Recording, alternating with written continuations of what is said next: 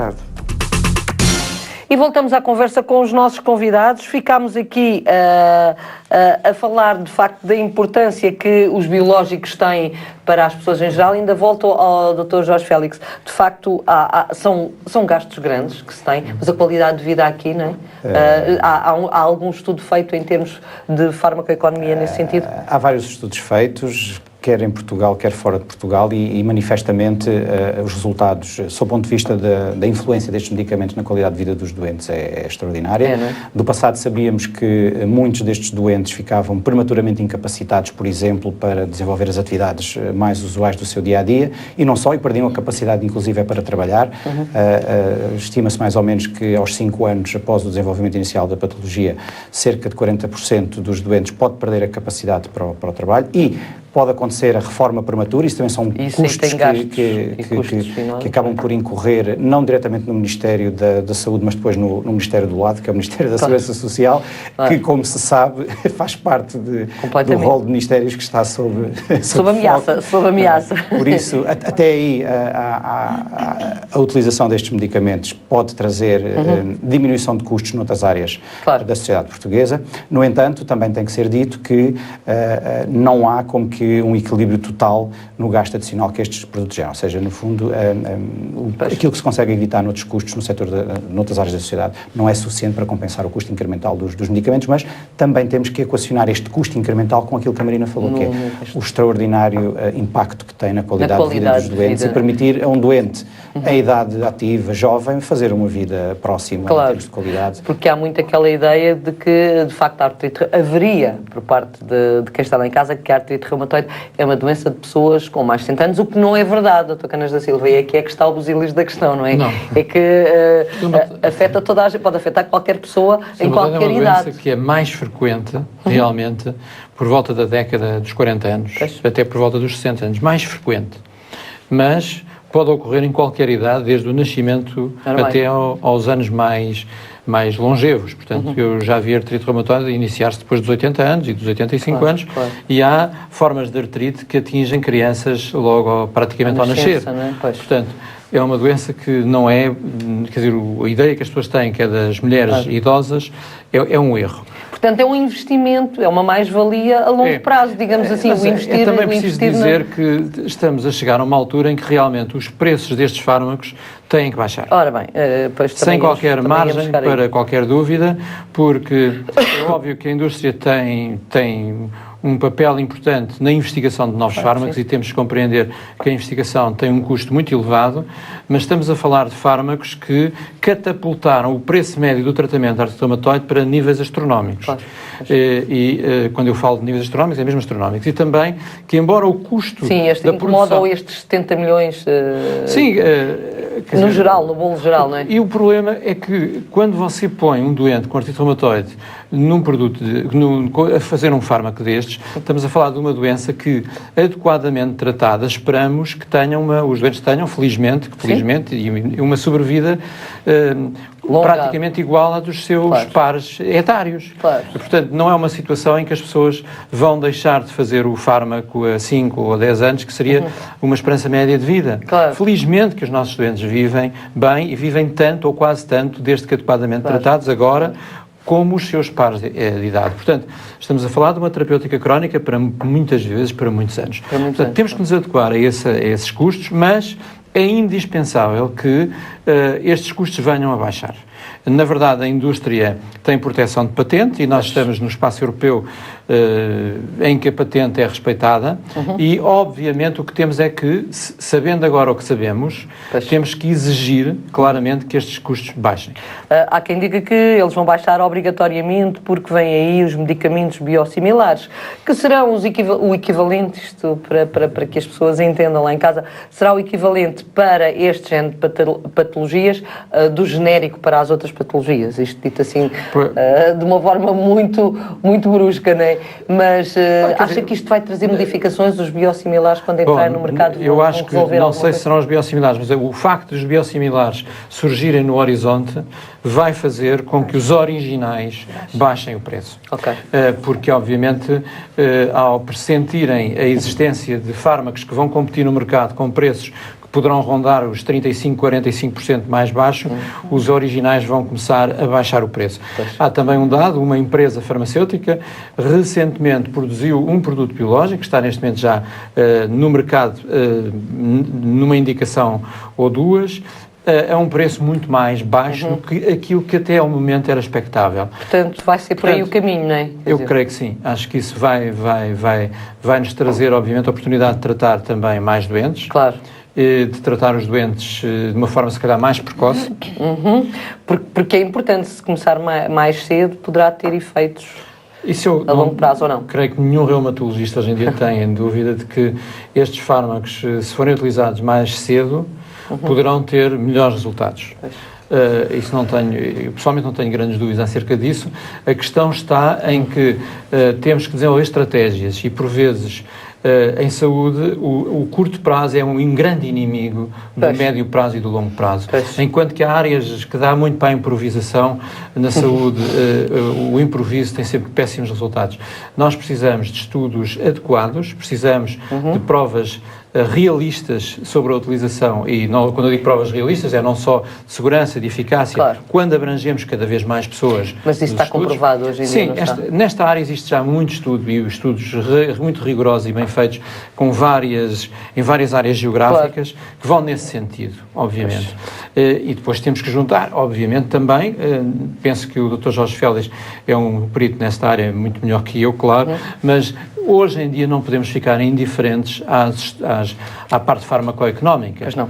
Nós não tratamos só a geração que está, temos os nossos filhos, seguramente alguns de nós já terão netos, os jovens hoje em dia, e para mim jovem, qualquer pessoa que em Portugal tenha menos de 35 anos, não vou esticar para exageros, por vezes também por aí vejo, é verdade. Mas se nós não acautelarmos o que fazemos, corremos o risco de, daqui por alguns anos, não termos recursos para eles.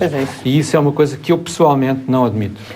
Arcizé de Saraiva, o grande drama aqui é quando de facto o doente não tem acesso ao medicamento que deveria, e já tivemos aqui alguns percursos em que isso aconteceu. Há medos de que de facto com a crise instalada, claro que sim. E quando o Ministério da Saúde, sabemos que é um daqueles que está mais centrado nos cortes, possa voltar a acontecer? Claro que temos medo, não é? Há sempre o receio de amanhã não haver medicamento ou não haver dinheiro para comprar o medicamento, não é? Mas, por outro lado, nós continuamos a trabalhar e a falar com os responsáveis, com os decisores. Continuamos a fazer estudos. A Andar já apresentou 2 estudos em que comprova que, efetivamente, o doente bem tratado há ganhos em saúde para o Ministério. Quanto para o mais país? cedo para o país, sim, para o país, essencialmente para o país, mas quem está a gerir o dinheiro é o Ministério da Saúde, e isso eles têm que perceber que um doente que tem um diagnóstico precoce e que pode ser tratado quanto antes, o Estado vai realmente ter ganhos em saúde, porque o doente que se trate rapidamente não gasta dinheiro ao Ministério da Saúde com mais medicamentos, mais internamentos, mais cirurgias. Se ficar com baixa, além de gastar do Ministério da Saúde, gasta da Segurança Social com as baixas, e o Ministério das Finanças também não recebe os impostos, não é? Portanto, são 3 ministérios que perdem. A visão económica agora desta situação, tendo por base aquilo que há pouco falou o Dr. Jorge Félix, que é os custos da saúde são sempre centrados nas mesmas patologias, praticamente. É o VIH-Sida, é as hepatites C, os biológicos, as patologias ligadas a essas 3. E a oncologia, lógico. O facto de, apesar de tudo terem números de doentes razoavelmente grandes e por algumas das terapêuticas serem mais onerosas, o setor dos medicamentos surge sempre como uma das rúbricas de algum peso. No entanto, eu gostava de, eventualmente, se calhar pegar aqui um pouco até nas palavras do Dr. Canas da Silva, para dizer que, se calhar, aqui na artrite reumatoide faz falta fazer o percurso que já foi feito, por exemplo, noutras patologias como o HIV, como a esclerose múltipla, em que programas bem delineados, de garantir alguma estabilidade, no fundo, no mercado, até às próprias empresas farmacêuticas que comercializam os produtos, pode resultar, sem haver muita entrada de medicamentos genéricos, num decréscimo custo de tratamento destes doentes ao longo do tempo. Portanto, podemos olhar ao caso do HIV-Sida, em que o programa de tratamento destes doentes tinha um financiamento de cerca de 1.000 euros por medicamentos por mês, e neste momento já vai em 700 e qualquer coisa euros. No fundo, como é que se conseguiu isto? Conhecendo, estudando, garantindo estabilidade também. E se calhar negociando também. E se calhar aqui no caso da artrite reumatoide também pode ser feito este caminho. Não necessariamente depois... Se calhar com os biológicos todos. O custo global com os medicamentos biológicos em Portugal tenha que decrescer. Pode acontecer que se abra espaço para alargar um pouco mais a base de tratamento, se houver essa necessidade terapêutica. Estes medos de que falava a Arcisete são reais? Não lhe vou pedir para fazer futurologia, mas aquilo que nos dizem é que vai ser necessário cortar mais. Onde é que se vai cortar? Como sabemos, o país está numa situação em que estamos efetivamente no fio da navalha. Mas eu acredito que os doentes de artrite reumatoide não estão expostos a um risco diferente de qualquer outro doente, de qualquer outra área em Portugal. Se houver necessidade de fazer cortes, acredito que naturalmente tem que haver uma distribuição razoavelmente equitativa desses cortes pelas diferentes áreas, e não podem incidir só sobre uma patologia, porque isso não seria minimamente aceitável. Mas são capazes de os médicos serem chamados a dizer: temos de cortar X, vejam, o problema é vosso, e escolham os doentes, não é? E aí voltamos à seleção e à seleção adversa. Será? Não vai acontecer isso? Não, eu acho que espero bem que isso não aconteça. Espero bem que isso não aconteça. Acho que pode acontecer haver a necessidade de claramente determinados fármacos serem renegociados. E eu creio que nós, como disse o Dr. Jorge Félix, e bem, estamos no fio da navalha, mas atenção, quer dizer, estes problemas que nós vivenciamos em Portugal também existem noutros países europeus. A Europa está, ela própria... A discussão está-se a fazer em todo lado, não é? Embora haja digamos, um norte mais rico e um sul, a periferia do euro, aquilo que se chama hoje em dia os países do sul ou da periferia do euro, com exceção da Irlanda, como todos sabem, que é mais ao norte, mas quer dizer, todos nós estamos a viver uma situação complicada e complexa que não tem a ver somente com os problemas atuais. Isso é um conjunto de problemas que se foram somando e que levaram a que nós chegássemos a este ponto. Eu creio que há um conjunto de medidas que podem ajudar. Uma delas será, obviamente, a chegada dos biosimilares e a pressão para que os produtos baixem de preço. A investigação clínica em Portugal é infelizmente incipiente e as administrações hospitalares deveriam consagrar a existência de institutos de investigação em todos os hospitais. Esses institutos de investigação seriam uma forma de melhorar o acesso a fármacos inovadores, uma vez que a própria indústria farmacêutica... E tudo isso, claro, obviamente que é isso que se passa nos países mais avançados. Muitos projetos de investigação acabam por ser colocados em centros universitários e de investigação de novas tecnologias e são comparticipadas pela indústria farmacêutica. Obviamente que está disponível. Está disponível e nós precisamos de que esse passo seja dado. Há muitos milhões de euros que Portugal perde por não estar a trabalhar bem essa área e obviamente que eu defendo que os doentes, as associações de doentes, todas a ordem dos médicos, as ordens dos farmacêuticos, etc., estejam disponíveis para, obviamente, serem atores neste processo que passa por uma melhoria do acesso ao medicamento inovador. Muito obrigada. Ficaríamos aqui a falar sobre a qualidade dos biosimilares e tudo isso, mas isso fica para uma outra discussão que eu acho que também pode ser importante, porque também queremos saber o que vem aí, não é? E não sabemos, não temos conhecimento absolutamente nenhum. Muito obrigada às três.